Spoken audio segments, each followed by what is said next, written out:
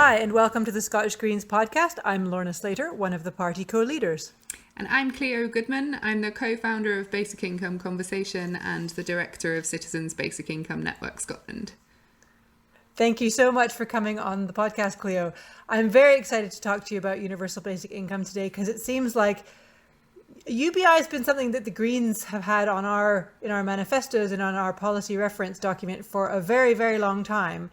And over the last 3 or 4 years, it was starting to sneak into the mainstream. But suddenly, with the COVID-19 crisis, it's gone full on mainstream and everybody's talking about it. Yeah, definitely. Well, and I, as someone that's only known about basic income for a couple of years, I owe the Greens a lot. Like, the legacy there is great. But absolutely, even over the couple of years that I've been talking about it, this last few weeks has been an explosion of interest that we've almost been having to jog at to keep up with, which is really exciting. So it's amazing that it's proper permeating the mainstream consciousness.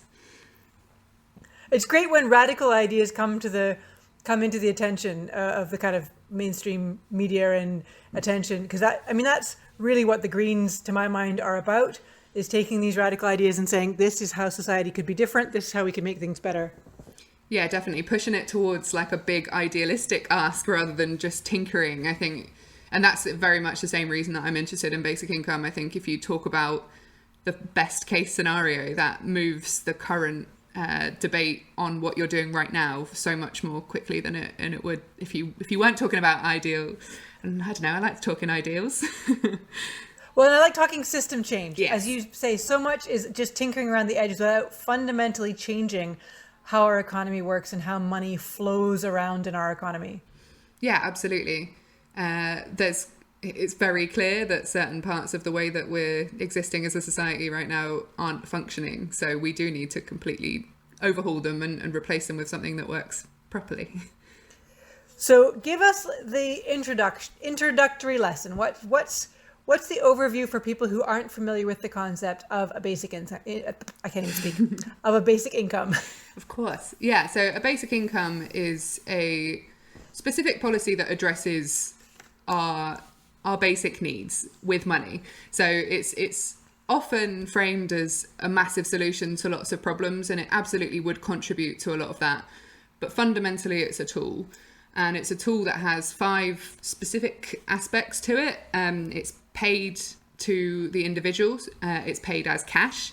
So it's not vouchers or reimbursement for specific purchases. It's money that people receive. It's paid regularly. So that might be weekly or monthly or at a push in certain forms annually. It's paid universally. So every single person gets it.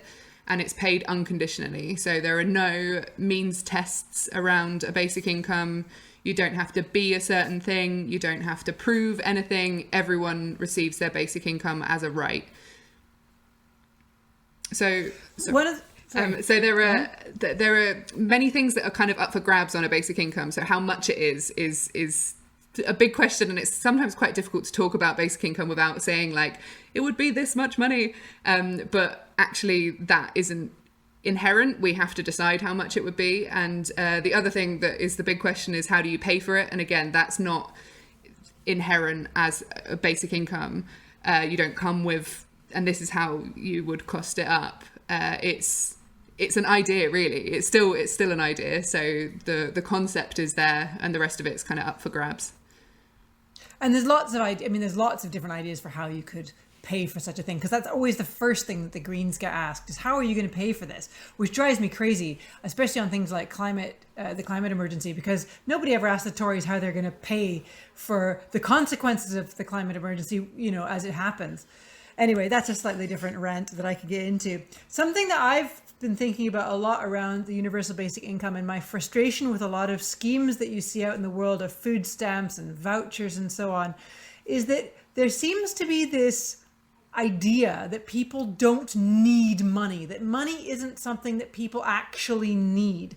And I think there's a mix of things from this kind of, the idea that rich people don't talk about money because money is dirty or money is taboo. It's not something we like to talk about. It's not rich people don't even like to touch money, filthy money, all this sort of stuff, as well as being this sort of notion that if you give poor people money, they spend it badly. That somehow it's okay for me to spend my wages on more wine than's good for me, but not good for someone else to do that. So we have this kind of moral judgment where we expect poor people to spend every penny on porridge, and, it's ridiculous. Whereas rich people, of course, can gamble their money away if they want to. Whereas we're all human. And so there's an analogy that I've been thinking of, which I wonder I wonder about what you think of it, which is I think money is actually a bit like language. So people talk about money being a social construct as if that means that you don't need it or that you can get away without having it.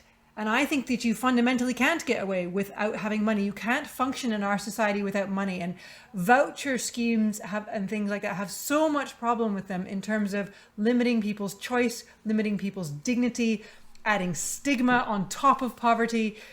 Whereas we never think of withholding language from children or withholding language from people. Language is also a social construct.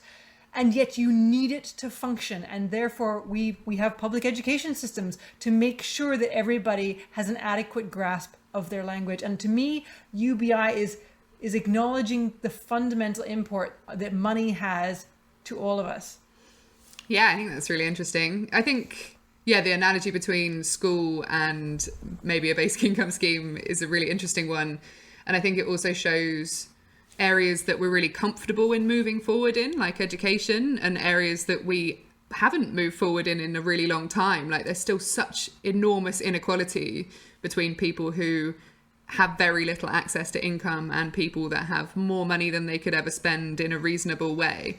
And basic income does go a long way to addressing that. I think the other really important point with money, or pretending that money isn't a need, is when you look at the public health factors that are proven time and time and time again to be caused by poverty. And poverty in all its complexity, there is a fundamental aspect of it, which is a lack of access to income, a lack of access to enough money to live properly, to fulfill your basic needs. And a properly, fully implemented basic income would address that as its fundamental purpose, making sure that people had enough money to fulfill those basic needs, which we currently don't do, and people literally get sick because of it. They die earlier. Their education is compromised by, we have all of this comprehensive research to show what poverty does to people and their health as human beings, as organisms. It affects them, and we still pretend that money isn't an absolute necessity, but we've built our society around it. Absolutely. So there are a few other sort of radical progressive ideas floating around in the mix at the moment. One is a jobs guarantee, and another one is universal basic services. How do you see a basic income alongside those progressive policies? Mm-hmm. Yeah, I think it's really interesting or funny or strange, a symptom of our time that those things are pitted against each other as rivals, because they all fulfill a very specific purpose as a policy proposal that works best if you get all three, And I think I've never met a basic income advocate or activist or someone that's really up for a basic income that doesn't also caveat that with, and obviously in addition, you need these kind of services and you need to invest in proper jobs, because the idea of implementing a basic income to address automation and then leaving everyone who loses their job just with a basic income is hellish. That's not something I would support at all. We need to make sure that if industries are completely transformed and swathes of jobs are lost, there is something meaningful for people to retrain to go do. But the idea of a basic income alongside a jobs guarantee allows us to shift our current attitude to work, that working is our only purpose and it's something that we should just commit ourselves to and be grateful for having a job. I don't buy into that at all. And talking about climate, and we all have to compromise our morals for our work, which is fundamentally nonsense, I find that personally very difficult, and as a planet and as a society will be really hard pushed to address the climate crisis without changing that. But we can't reject work on ethical bases, whatever that word is, without an income to survive on. So those things need to come together. We need to address income inequality as well as problems with work. And then basic services, like, you know, one of the most terrifying concepts would be to get rid of the NHS or, you know, social care to pay for a basic income. That would not be appropriate either. Like, you need to have certain services in place for a society to function. Those things are, they can't go away, and they shouldn't be given to the free market to run, because that doesn't make sense. You shouldn't be making profit off of things like healthcare. So yeah, I don't know. The short answer is a basic income fulfills a specific role, and that is to address people's basic needs on a financial basis. And other policies need to address things like, you know, like housing as well. Housing's a really tricky one to talk about alongside basic income, because rent is so high and it's so different in different places. If you include rent in the basic income as things currently stand, it actually doesn't work very well. So most people talking about basic income say you should have a separate housing benefit on top of a basic income, and that's not, you know, ideal. That's just, or a separate housing service in some other way. I mean, that's provided in through some other mechanism. Or social housing. So you need a housing policy essentially to address the problems with housing policy, and a basic income shouldn't really be used to try and solve that, because that's not what it's built for. One of the things that drives me crazy as well about when we talk about basic income, one of the first things you get out of the right-wing press is, well, then everyone will stop working. And I'm saying, no, basic income, right? That means that you can have the basics of nutritious food, adequate housing. Do you know what I mean? Like, it's the absolute basics. Almost nobody would be happy to live on that. I certainly wouldn't be. Well, you can see me sitting here in my rather comfortable flat. My flat is better than adequate. I like eating out sometimes, eating fancier food than just basic. I'm not interested in eating, you know, porridge 3 meals a day. I like something more than that. I like to go on holidays. I like to treat myself sometimes.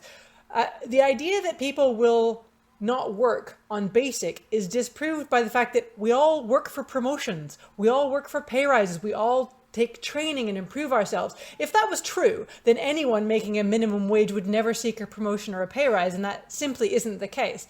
It just drives me absolutely crazy when people look at that and go, oh yeah, we'll let you be basic and everyone will just be happy sitting on that. Well, I wouldn't, and I don't know anyone who would. No. And I think during the COVID-19 stuff, the absurdity of that argument has really been shown, with people like Ian Duncan Smith saying, we can't let people get reliant on the current measures, because otherwise they won't go back to work. When literally what we need to do at the moment with the policies in reaction to this is stop people going to work, because that is dangerous for them and that doesn't benefit society. So that shows that there's no logic to that argument. It's just purely ideological. Like, I feel badly towards these people that don't have any money, so I'm going to make some weird judgment to them so I can have some control over their life when I'm designing these benefits that actually build in a lack of incentive to work. So currently benefits are means tested, or most benefits are means tested. So when you try and engage in paid work, you lose your benefits, which stops you being able to work. That actively disincentivizes work by punishing you for working. So why would we build our social security around that if we're so worried about people engaging in paid work? It's nonsense. Whereas a basic income, you would get your basic income and you'd get to go to work and make more money and keep that on top of it until you get really successful and you make a load of money, and that's great, but then you have to pay a bit more tax, I'm afraid. Well, I think that actually flags up one of the insanities of taxing income, of taxing work. If you're talking about disincentives to work, we pay, as working people, you and I, you know, we go to the office every day, we do work. We pay far more tax on our work than wealthy people who sit around and do nothing pay on their assets. So capital gains tax is a lot less than tax on, and I think we should stop calling it income tax. It's work tax. Like, let's not dick about. Capital gains, when people take that as dividends, and that is income. Inheritances are income. So, like, let's not call it inheritance tax, capital gains tax, and income tax. It's all income. let's tax, well, my view is we should tax it all the same, or better yet, don't tax work. Like, let's call it a work tax. Let's not muck around with it. Taxing work doesn't make sense. It's a disincentive to work. We need to tax the asset holders, to tax the super wealthy. Never mind your income. Anyway, again, slightly off topic, Brent. That's one of my favorites. Okay, here's another idea that I think is an interesting one. So with the basic income and the jobs guarantee and universal basic services, if we have all these three things in the mix, something that I think is interesting is it unlinks two ideas in our society that I think, or maybe three, that are currently joined together, which shouldn't be. And they look different depending on where you sit in our society. So as a worker, my income and my work, my meaningful contribution to society, as society sees it, or supposedly, are currently linked to one another. But I don't think that's true for a lot of people. I think for a lot of people, the meaningful work that they do is not work that they get paid for, whether that's caring work, as in raising their children or looking after one another, or volunteer work. What they do that adds value to society isn't the work that they get paid for. And I think that having all these progressive policies in place as a worker unlinks that. It means your contribution to society is separate from your income to society. And it allows us to actually value people who make those kind of contributions, particularly around caring work, because there is some then income which is sort of associated with caring work in the sense that everybody gets it. From the other side of that equation, a job from the point of view of an employer, a boss, is both a way for them to create more profit and a way to redistribute some of that profit, because they have to pay you by law. They have to pay you some amount of that back. Now, they will always seek to pay you as little as they can get away with. So there's an element of redistribution of wealth inherent in a job, because they have to pay me to show up. But they will pay me as little as possible. And they would replace me with a machine if they could get away with it. So and you mentioned automation. So I'm an automation engineer. I've spent my whole career putting people out of work by building. That's true. Before I got into renewables, that's what I was doing, designing automated machinery. So if people aren't doing the work, if machines are doing the work, you have to find another way to redistribute that wealth. A job isn't the best way to redistribute wealth. It's just the only mechanism that we currently have, that's sort of socially acceptable, because living on quote unquote benefits is not socially acceptable unless you're retired, in which case that is acceptable because you've done your due, you've worked your days. And it's this sort of idea that there's no moral way to redistribute wealth without work involved. And that's a very landowner, rich person aristocracy way of looking at virtue, that virtue is somebody else working.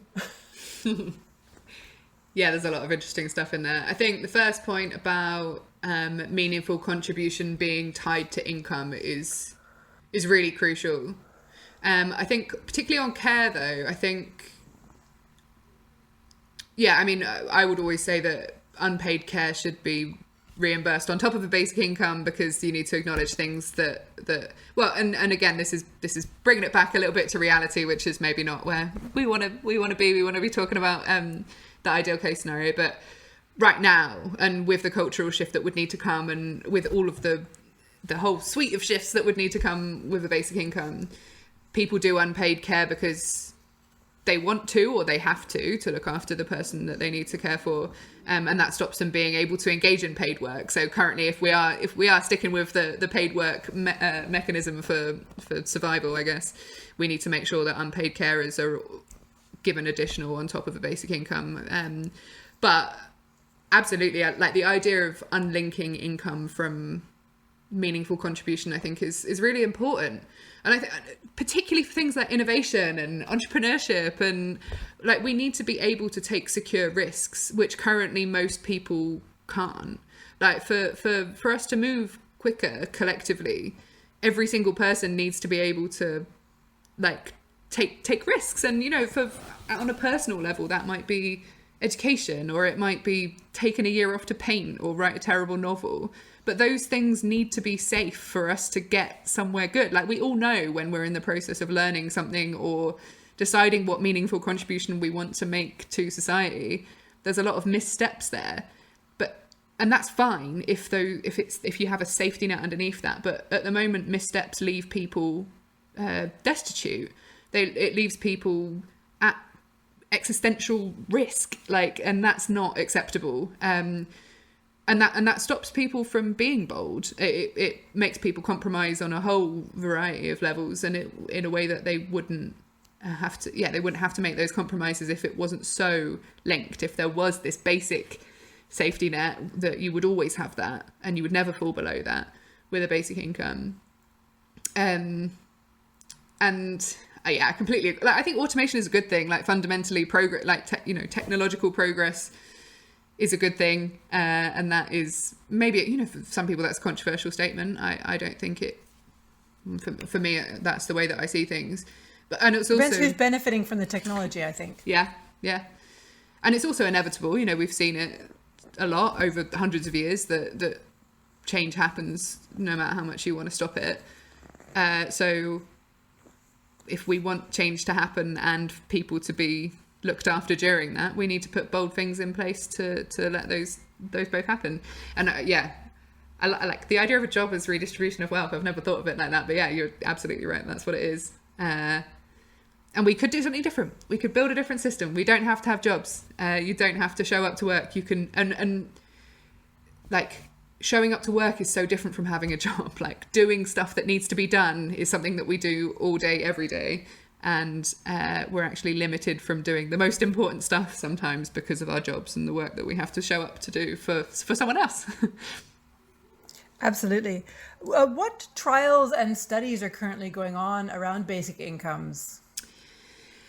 I couldn't rattle off the ones that are currently in progress. The Finnish basic income experiment, the final results of that came out yesterday. So that was one of a massive, got a lot of coverage globally as a failure a year ago after they published the first year of results of a 2-year trial. So strange misinterpretation there.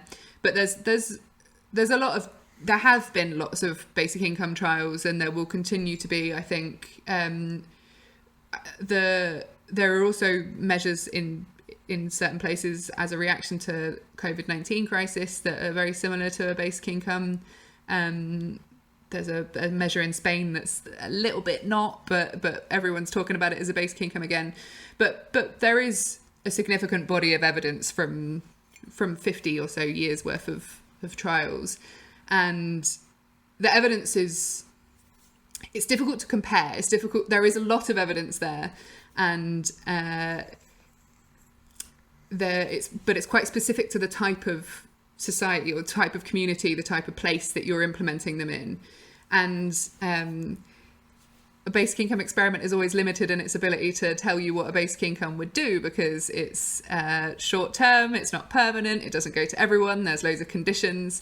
So I think experimenting with basic income is an interesting phenomenon in itself. Because it can't be transformative of society if you're only doing it with 1,000 people for 2 years. Exactly. And you can't tell what it would be like for a whole society if you're only trying it for a short amount of time, or if it's only this group getting it and everyone else not, because you don't see the interactions. Yes, but the comparisons between the studies have shown that very little impact on work. So this idea that people would stop working if they got a basic income doesn't seem to be true. There are some some places that it has been true, but not very significantly. It's not like everyone quits their job the next day as soon as it starts. Where I saw it was true was where people had small children to care for or were in education, which is exactly the kind of people that shouldn't be working. Yes, exactly. Yeah. So there's that as well. So before we started the call, we were talking about the Scottish trial, or this is going to be tried in Scotland soon? Well, potentially. So in 2018, the Scottish government allocated £250,000 to a basic income experiment feasibility study. This was led by 4 local authorities: Glasgow, Edinburgh, North Ayrshire and Fife, because there was interest in those local authorities from constituents wanting to see this idea explored. So for the last 2 years, a group of fantastic researchers have been looking at all of the facets of what a basic income experiment means and how it would work in the Scottish context, what kind of experiment they'd want to run if we were to do one, and how that contributes to the global body of evidence, how we make sure that it's new and relevant and useful to do if we're going to invest the time and the money in doing it.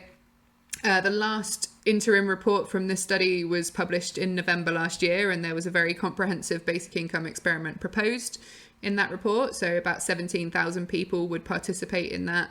There were 2 levels proposed, one that is a low level that matches subsistence benefits at the moment. So the question there is, what is the effect of removing all conditions from those benefits on people? And the other level is a high level that matches the minimum income standard proposed by Joseph Rowntree Foundation every year, or roughly. So that would be, what is it like to give people a livable income unconditionally? What impacts are there? Which is incredibly exciting if that does go ahead. Obviously there will have been changes to that model over the final stage of the feasibility study. So potentially it would be a different one proposed, but if it was that one, that would be the most comprehensive basic income experiment, the first one in the UK context. So because they're so context specific, that's really important. So that's really exciting. It's still going to be a few months until we see the final report, but there will be some juicy insights from that for sure. And the most significant really are the political ones. So the barriers to running a basic income experiment in Scotland will be clear from that report. So we will know exactly what it is that we need to press Westminster for if we want to do an experiment and if we want to implement a basic income, which of course we do. So, and what does a roadmap to a basic income look like? So we've talked about quite high level concepts here. What stages are there between where we are now and this becoming a reality? Definitely. I mean, there's big cultural shifts that would be required. So people need to get comfortable with all the concepts that we have discussed today. But for me, I think the first step ought to be removing conditionality from our current benefit system. Like, I just don't see any benefit in conditions on money that people clearly need. Like, if we've designated it to them, they need it. So why do we need to create punitive conditions and stressful administration? And we would have loads of evidence for a basic income there in the specific context if we remove that aspect of our current system. And then it's thinking about, okay, now putting a universal benefit that goes to everyone in place at whatever level we can afford, in that horrible word, and thinking about then how we want to pay for it. So what is it that we want to redistribute? What can we do that's innovative and inventive there? And in that process, we really need to think about what it is that we want to achieve with a basic income, because fundamentally it's a policy, it's a tool. You need to design it clear-eyed, knowing what it is that you want it to achieve, and then assess it based on that. So that's where the basic income model should come from everyone contributing to that conversation about what it is that we want to achieve collectively with our brand new shiny system. That's fantastic. Well, thank you so much, Cleo, for coming on the podcast today. Very welcome. Thanks for having me.